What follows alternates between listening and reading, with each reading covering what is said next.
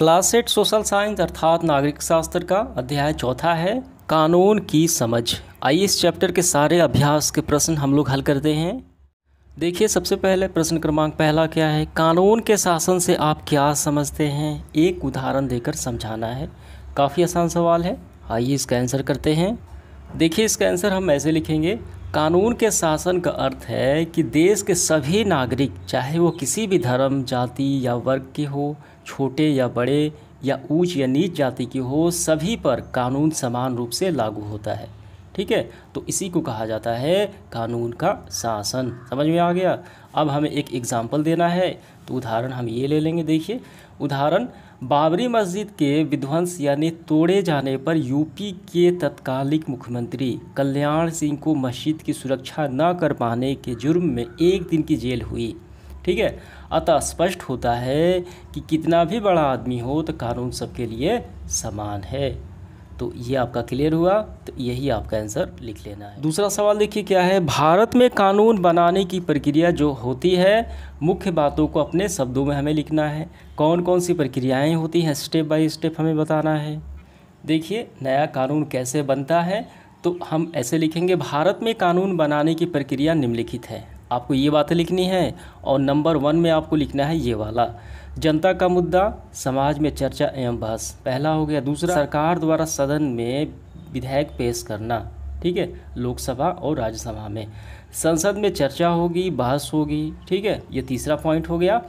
अब इसके बाद विधेयक पारित होगा या तो विधेयक रद्द होगा। अगर पारित होता है तो पारित विधेयक को दूसरे सदन में भेजा जाएगा। ठीक है, यानी राज्यसभा में।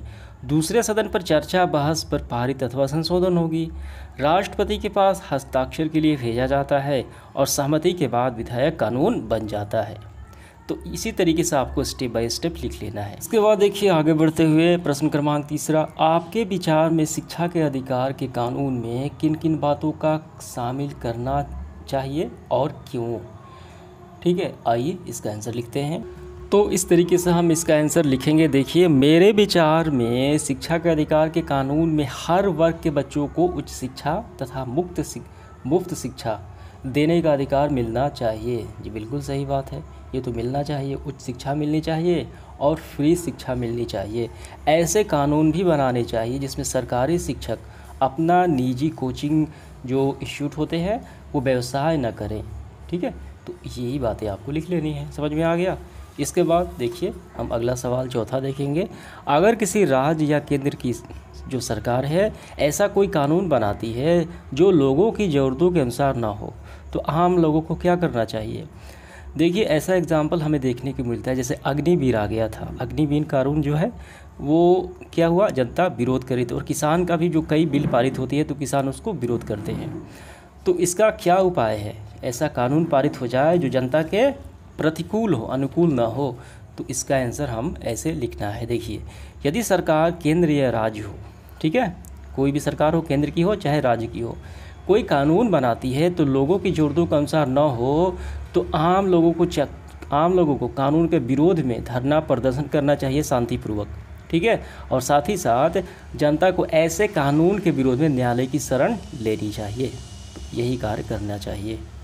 इसके बाद देखिए पांचवा, मान लीजिए आप प्रतिरोध नामक महिला संगठन के सदस्य हैं। महिला संगठन सदस्य का क्या जो एक संस्था है उसका नाम है प्रतिरोध। ठीक है, तो संगठन के सदस्य हैं आप। तो आप बिहार राज्य के शराबबंदी पर कानून लागू करने के लिए, शराबबंदी को बंद करने के लिए, एक कानून लागू करने के लिए इस विषय पर राज्य के मुख्यमंत्री को एक ज्ञापन लिखिए, एक पत्र लिखिए, एक एप्लीकेशन लिखिए जिसमें शराबबंदी कानून की आवश्यकता के बारे में बताया गया हो कि बंद करना जरूरी है शराब को, ऐसा कानून लाया जाए। आइए तो इसका आंसर हम ऐसे लिखेंगे, सेवा में मुख्यमंत्री बिहार, हम प्रतिरोध नामक महिला संगठन के सदस्य आपसे सविनय निवेदन करना चाहते हैं कि कृपा कर अपने राज्य में शराबबंदी पर कानून लागू कराएं। आम जनता की गाढ़ी कमाई शराब जैसे विलास चीज़ों पर बर्बाद हो रही है, जिससे समाज में, ठीक है, शराबखोरी ने समाज में लूट खसोट, बलात्कार, हत्या जैसे कई अपराधों को बढ़ावा दिया है। अतः आप जैसे सहृदय और विवेकी मुख्यमंत्री से सादर निवेदन है कि शराबबंदी का कानून सख्ती से लागू किया जाए। प्रतिरोध जागरूक महिला संगठन। तो इसी तरीके से आपको एप्लीकेशन लिख लेना है। समझ में आ गया। इसके बाद देखिए 6 नंबर इस सेशन का आखिरी सवाल हमारा, अगर राजस्व कर्मचारी के पास ज़मीन दर्ज कराने का कानून ना हो, कोई कानून ना हो, तो आम लोगों को किन किन असुविधाओं का सामना करना पड़ सकता है।